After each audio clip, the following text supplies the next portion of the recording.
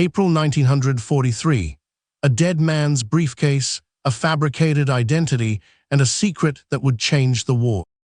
The year is 1943. The Allies are poised to invade Sicily, a crucial step towards liberating Europe, but German intelligence expects it. A frontal assault would be a bloodbath. Churchill knew a different path was needed, something audacious, something utterly unbelievable. Into this desperate situation stepped two brilliant, unconventional minds, Naval Intelligence Officer Ewan Montagu and Squadron Leader Charles Comandelli. Their idea wasn't merely a distraction, it was a psychological weapon. A dead man, delivered by the sea, carrying top-secret invasion plans. The concept, code-named Operation Mincemeat, was born from the Trout Memo, a list of deception tactics penned by Ian Fleming himself. Among its more outlandish suggestions was using a corpse to deliver false documents, a notion dismissed by many as absurd. Yet Montagu and Comandelli saw its bizarre genius. First, they needed their protagonist, a deceased individual. The ideal candidate was found in a London morgue, a Welsh vagrant named Glyndwr Michael, who had died from ingesting rat poison.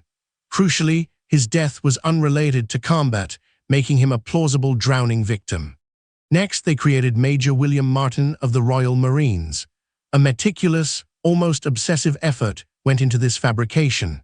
A wallet stuffed with photos, theater tickets, love letters from a fictitious fiancée Pam, and even an overdue bank statement. Every detail screamed authenticity. The centerpiece, however, was a briefcase chained to Major Martin's wrist. Inside, two top-secret letters. One, from Vice Chief of the Imperial General Staff to General Alexander, strongly suggested an invasion of Greece and Sardinia, with Sicily as a mere feint. The second, more casually worded, reinforced the deception. It mentioned Alexander's concern over the apparent invasion of Sicily, implying it was a cover. The language was deliberately vague, yet convincing, designed to appear too sensitive for explicit statements.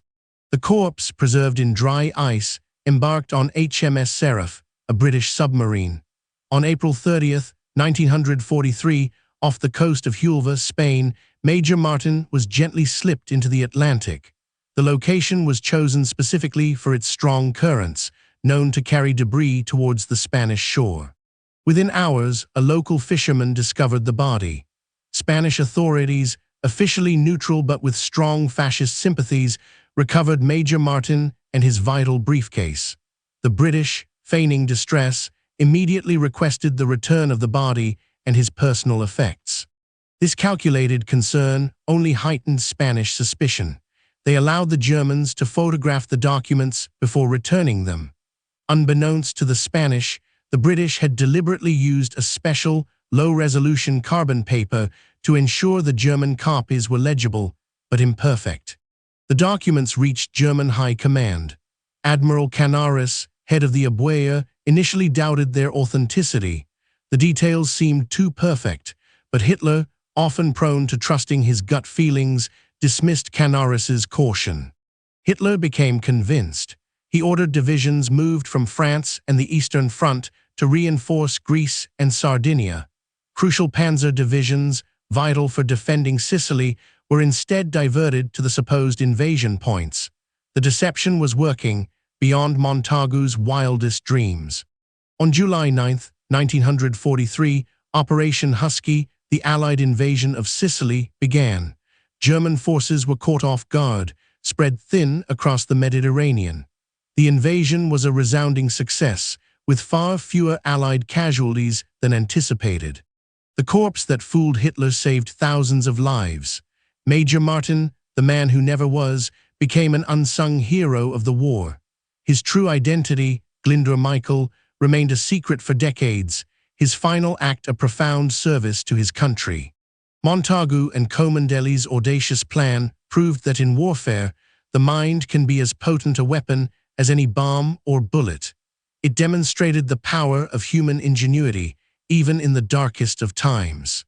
Operation Mincemeat remains a masterclass in strategic deception, a testament to thinking outside the box, to embracing the absurd when conventional methods fail. It's a story of a dead man, a fabricated life, and a victory secured not by force, but by a lie. The psychological warfare of World War II often took bizarre and ingenious turns. From phantom armies to whispered rumors, the battle for hearts and minds was fought with as much vigor as the battles on the ground. This single operation highlights how crucial intelligence and counterintelligence were, not just in gathering facts, but in sowing seeds of doubt, confusion, and ultimately misdirection among the enemy ranks. The legacy of Operation Mincemeat endures, a fascinating footnote in the annals of war, reminding us that even the most desperate situations can be turned with a dash of creativity and a willingness to embrace the unconventional. Discover another untold tale of wartime brilliance in our next deep dive.